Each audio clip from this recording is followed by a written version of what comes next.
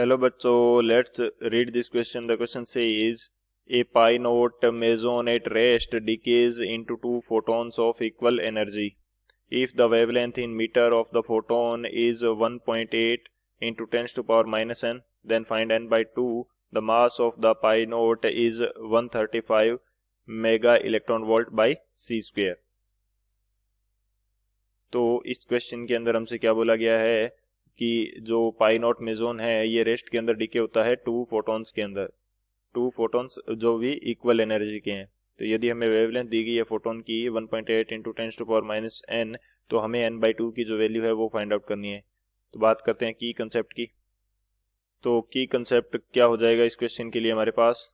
की कंसेप्ट के रूप में हम लोग यूज करेंगे आइंस्टीन एनर्जी इक्वेशन। की कंसेप्ट हमारे पास क्या होगा? Einstein energy equation. Einstein energy equation.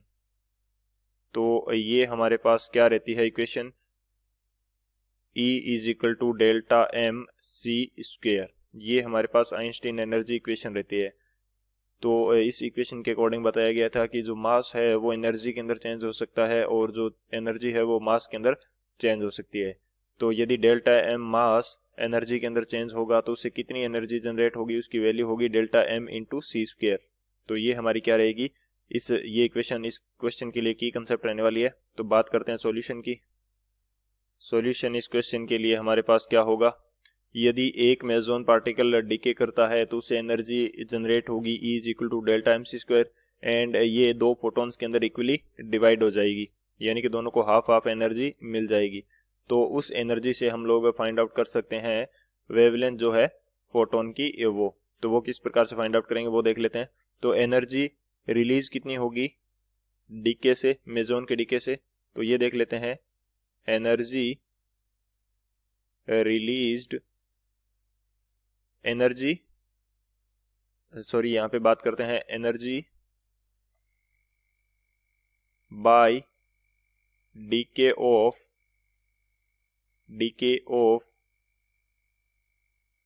Pi not meson.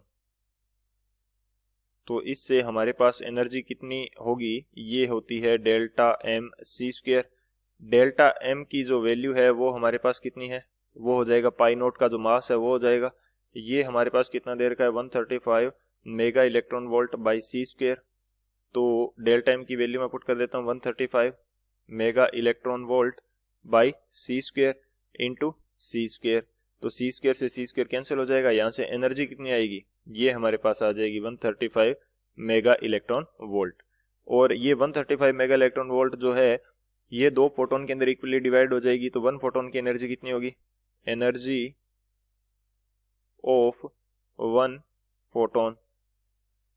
Photon की जो एनर्जी होगी ये हमारे पास होगी 135 मेगा इलेक्ट्रॉन वोल्ट बाई 2, क्योंकि 135 मेगा इलेक्ट्रॉन वोल्ट दो फोटॉन्स के अंदर इक्वली डिवाइड हो रही थी।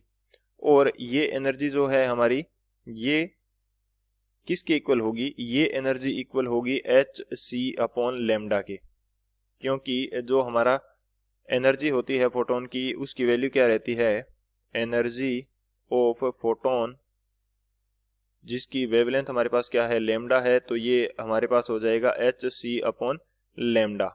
एच हमारे पास प्लैंक्स कांस्टेंट है, सी हमारे पास क्या है? स्पीड ऑफ लाइट है, एंड लेमडा हमारे पास क्या है? वेवलेंथ है। तो अब यहाँ से हम लोग लेमडा की वैल्यू फाइंड आउट कर सकते हैं। तो लेमडा की वैल्यू हमारे पास क्या आ जाएगी? 135 एच सी अपॉन 135 बाई 2। ये वैल्यू आ जाएगी एच सी अपॉन 135 बाई 2 चला जाएगा ऊपर। तो यहाँ से यदि मैं इसको चेंज करता हूँ या एच सी की जो वैल्यू है वो पुट करता हूँ, सबसे पहले तो क्या करते हैं कि इससे ये जो मेगा इलेक्ट्रॉन वोल्ट है इसको चेंज कर लेते हैं जूल के अंदर। तो इसको जूल के अंदर किस प्रकार से चेंज करेंगे? तो जूल के अंदर जब चेंज करेंगे तो मेगा के लिए मेरे पास 10 टू पावर 6 होगा, और जूल में चेंज करेंगे इलेक्ट्रॉन वोल्ट को तो ये हमारे पास मल्टीप्लाई करना पड़ेगा 1.6 इंटू 10 टू पावर माइनस 19 से चेंज करेंगे तो ये जूल में आ जाएगा। अब हम यहाँ पे वैल्यू पुट कर देते हैं एच एंड सी की। तो हमारे पास जो लेमडा की वैल्यू आएगी, एच की वैल्यू हमारे पास क्या रहती है? 6.6 into 10 to power minus 34 joule second, and C की जो वैल्यू रहती है हमारे पास वो कितनी रहती है 3 × 10⁸ मीटर पर सेकेंड एंड 2 हमारे पास यहाँ पे मल्टीप्लाई में है। नीचे हमारे पास क्या है 135 × 10⁶ इंटू 1.6 इंटू 10⁻⁻19 जूल। तो यहाँ से जूल से क्या हो जाएगा, जूल कैंसिल हो जाएगा, सेकंड से सेकंड कैंसिल हो जाएगा, तो ये वैल्यू आ जाएगी मीटर के अंदर। तो लेमडा की वैल्यू इसको सोल्व करने पर हमारे पास कितनी आ जाएगी, ये हमारे पास आ जाएगी 1.84 इंटू 10⁻14 मीटर। ये हमारे पास वैल्यू आ जाएगी 10⁻14, ये क्या आएगा -14 के अंदर आएगा, तो 10⁻−14 मीटर आ जाएगा। और क्वेश्चन के अंदर हमें लेमडा की जो वैल्यू है वो हमें कितनी देर की है 1.8 इंटू 10⁻−n। ये हमें क्वेश्चन के अंदर कितनी देर की है 1.8 इंटू 10⁻−n। तो यहाँ से जो n की वैल्यू है ये हमारे पास कितनी आ जाएगी 14, और हमें फाइंड आउट करना है n/2। तो 14/2 n इज इक्वल टू हमारे पास n/2 इज इक्वल टू हमारे पास कितना आ जाएगा 7 आ जाएगा। और n/2 की जो वैल्यू थी ये हमें फाइंड आउट करनी थी। So n/2 is equal to 7 is the final answer. I hope you understood it well. Best of luck. Thank you.